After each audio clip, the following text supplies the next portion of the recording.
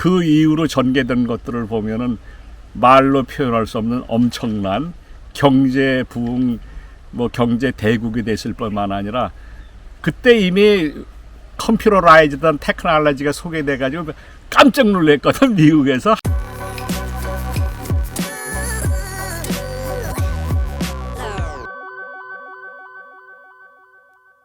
캄보디아 깜뿌엉짬으로 김혜준 선교사님 다시 찾아뵙습니다. 안녕하십니까? 안녕하세요.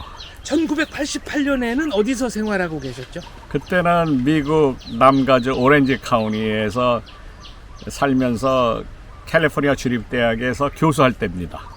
그때 88 올림픽이 있었지 않습니까? 그렇죠. 서울에서. 네, 서울 올림픽 전후해서 이것이 확실히 달라졌다. 피부에 느낄 만한 일들이 있었을까요? 특히 제가 외국에서 사실 프로페셔널한 교수잖아요. 그런데 대한민국 사람으로서 받는 그 인종차별, 사실 눈에 보이지 않게 또 음양으로 굉장히 많았었습니다. 그런데 그 올림픽을 지나면서 한국의 위상이 달라지는 바람에 우리 또 지위가 그렇게 향상된 거죠.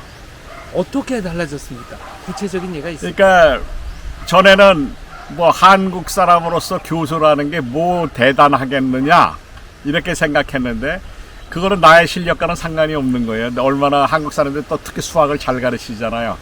그런데 나중에 올림픽을 통해서 대한민국 사람으로서 교수라는 게 그 대한민국의 그 위상이 올라가니까 나도 위상이 올라가서 갑자기 실력 좋은 교수가 된 거야. 전에도 마찬가지지만은 그렇게까지 달라지더라고요. 국가 브랜드 자체가 달라져. 올라간 거네요. 그럼요. 왜냐하면은 6.25를 겪은 아주 낙후된 그런 나라 정도, 미국 사람들의 열의 7, 8이 한국이라는 대한민국을 들어본 적도 없고, 들었다고 그래야 정확하게 모르고 6.25로 해서 형편없이 폐허된 후진국으로만 생각했지. 사실 우리가 81년에 제가 이제 거기서 교수할 때 이제 올림픽을 개최하기로 했다는 그것이 결정됐었을 때 너무나도 가슴이 뛰는 거야. 왜냐하면 외국에 살기 시작했으니까 한국이 그동안 그렇게 발전한 것도 모르는데 그러한 것을 거쳐서 이렇게까지 할 수 있는, 그런데 그것을 수행하리라는 데는 의심을 하지 않는 게 한국 사람들은 뭉쳐서 뭐 하기로 하면은 그것을 해나가는 또 그러한 지도자들이 있었고 또 경제도 발전을 하기 시작했기 때문에 그거는 믿어 의심치 않았죠. 그런데 그렇게 잘하리라고까지는 생각하지 못했던 거예요. 개막식은 TV로 보셨습니까? 봤죠. 그거는 뭐 우리가 시간차가 나지만은 12시간인가 14시간 차이가 나지만은 전체를 다 봤죠. 볼 수 있는 거는. 그 당시에는 미국에서 이제 중계를 하는 건데 물론 자기네 것을 이 미국 그 팀으로 하지만은 그다음에 개최국에서 하는 거기 때문에 많은 것들이 실제로 이제 중계가 되는데 개막식, 뭐 폐막식 그런 거 뭐 밤에 우리하고 시간 차가 다르고 개막식 할 때는 아마 우리가 새벽으로 기억이 되는데 그런 거 다 봤죠. 전 가족이 모여서 너무 놀랬죠. 전쟁으로 폐허가 된 나라라는 이미지만 있다가 실제로 TV에 나오는 이미지가 아주 현대화된 국가니까 한국 사람, 교포, 미국 사람 할 거 없이 다 깜짝 놀랐다는. 그럼요. 너무너무 놀랬죠.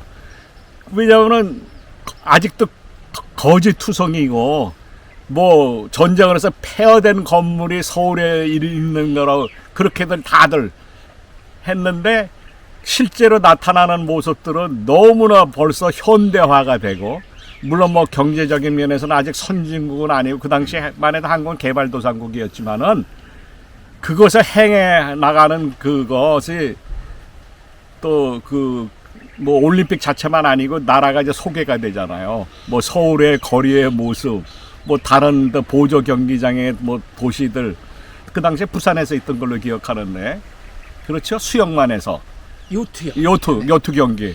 거기가 또 얼마나 아름다워요. 그러니까 지방에도 그런 곳이 있는, 예?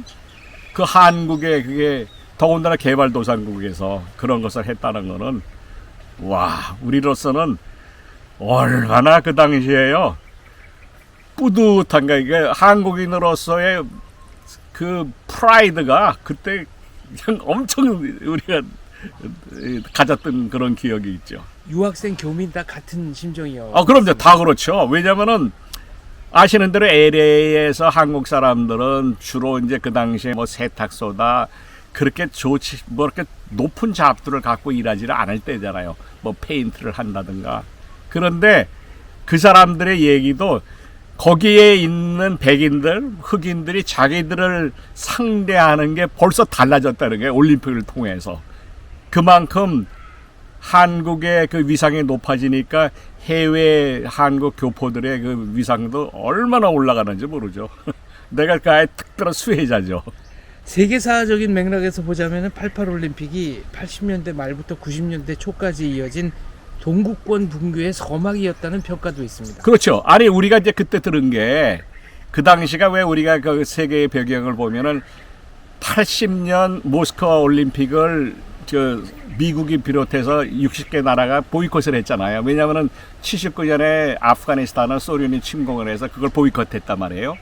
그러니까 84년 LA 올림픽을 그 소련과 동구권에서 10개 나라가 그렇게 보이콧을 했다고.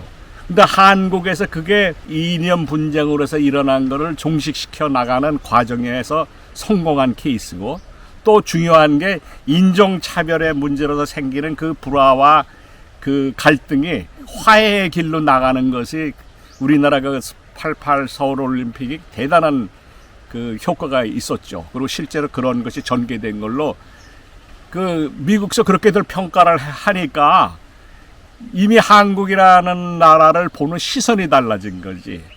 그러니까 그거는 우리들도 그 수혜자였던 거야. 88 올림픽은 내 인생의 무엇이었다라고 한마디로 정의를 해주신다면요. 그거는 한국이라는 나라가 세계에서 주역의 나라로 자리매김하는 데에 퍼스트 스텝을 내었던 그런 올림픽이었다고 생각해요. 그 이후로 전개된 것들을 보면은 말로 표현할 수 없는 엄청난 경제 부흥, 뭐 경제 대국이 됐을 뿐만 아니라 그때 이미 컴퓨터라이즈된 테크놀로지가 소개돼가지고 깜짝 놀랐거든. 미국에서 한국이 벌써 그런 것을 할 수 있었다는 것. 그래서 그 후에 일어난 것들을 보면은 사실 그런 거의 시발점이 올림픽이라는 거. 그걸로 해서 왜냐하면 한국의 국민들이 하나로 뭉치면서 같이 전진할 수 있었다는 건 그건 얼마나 좋은 일이었었는지 몰라요. 알겠습니다. 올림픽을 전후해서 미국 사람들이 한국 사람들을 대하는 태도 자체가 그럼 이제 시각이 달라졌죠. 왜냐하면 그전에는 한국 사람들은 차이니즈 정도로만 생각하고 내가 교수인데도 영어를 잘하잖아요. 내가 영어를 하면 차이니즈가 영어를 하네 이렇게까지 그 무시하고 룩다운을 했었다가 달라진 거죠. 그러니까 그전에는 차이니스냐 그다음엔 제페니스냐 네, 그렇죠. 근데 이제 코리안이라는 게 처음 나오기 그럼요. 시작한 게 88 올림픽이군요. 그 전에는 뭐 레스토랑 같은 데 들어가도 정식으로 뭐 그렇게 뭐 인종 차별을 뭐 하지는 안 하지만은 눈에 보이는 게 딱 우리가 느껴지잖아. 네. 뭐 구석 자리를 보내고 백인 눈에 안 띄게 하고 뭐 이런 식으로 그러다가 이제 당당하게 한국인으로서 뭐 어디든지 활보해서 들어가도 이제 뭐 제재나 뭐 이런 차별 대우들이 없어졌죠. 네, 알겠습니다. 오늘 말씀 감사합니다. 네, 감사합니다.